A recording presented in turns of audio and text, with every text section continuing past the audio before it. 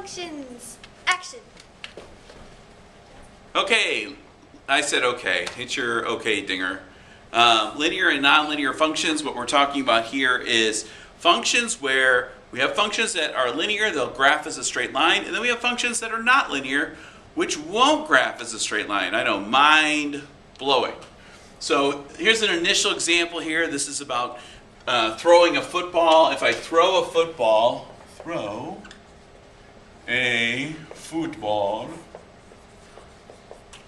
time here increases at a constant rate. So this is our x. So that time increases in terms of 5/10 each increment here, plus 0.5, plus 0.5, plus 0.5, plus 0.5. Okay?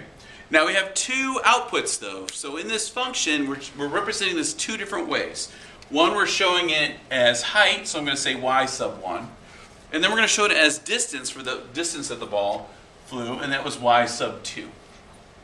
So we can actually generate two sets of ordered pairs here. So let's look at the changes here. Here we've got plus 3.5. Here we've got plus 2.8. Here we've got we've got minus, so we've got a negative 1.8 point, and here we've got a negative 4.5. So we're talking about the height here, so we can see that that ball was going up and then going down. So the height changed. The rate at which the time went, though, was exactly the same. Let's check the distance, so how far the ball flew.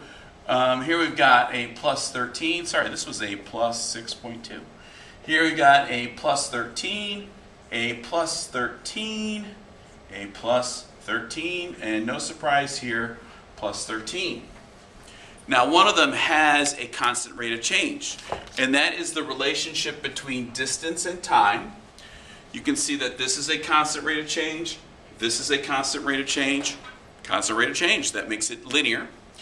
Here, height to time, the height of the ball from the ground, that is not constant.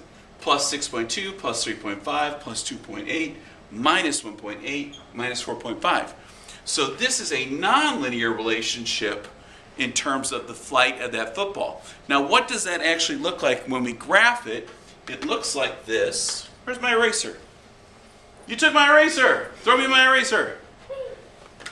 Got it. Example. So when we graph those two things, what we end up seeing is this here is height versus time, and this one is distance. And on this one, we have nonlinear. You can see that that does not travel in a straight line. The graph does not work in a straight line. This clearly is linear because it will go in a straight line. Now, clearly the ball does not go on forever, so that line is going to at some point end. But for the time that the increments that we did check it, there was a constant rate of change here, showed it as linear. No constant rate of change here. It was non-linear. Okay, that's the crux of this. We're looking for a constant rate of change versus not a constant rate of change. So let's look at this one here. This is just data out in space. We have no relationship to this at all. What you'll notice in problems where we're discussing linear and nonlinear function is that the x is always going to have a constant rate of change. The x will always be constant here. So here we've got plus 5, plus 5, plus 5. And then let's check to see if that constant rate of change continues with the y's over here. I've got plus 15, plus 15, plus 15. So we have a constant rate of change. Because it's a constant rate of change, we can say that this function, no matter what is relationship, is a linear function. That's a linear function. It has a constant rate of change. Let's check another one. When we look at this one here, we have the table shows the height of several buildings in Chicago. Use the table to determine whether the height of the building is a linear function of the number of stories. So we've got the height versus the number of stories. Let's check the number of stories here for rate of change. I've got plus 5, love these carrots, plus 5, 5-ish. And now let's check the height. So if we have a constant rate of change, we have linear. If we don't, we do not. That is plus 5, that is plus 30. Well, immediately it's nonlinear. But we'll finish it here, plus 37 and minus 30. Yeah, so we do not have a constant rate of change, which means that this is non-linear. Don't make the mistake that I do. I constantly want to hyphenate this. No idea why. It is just one word, so keep it at one word.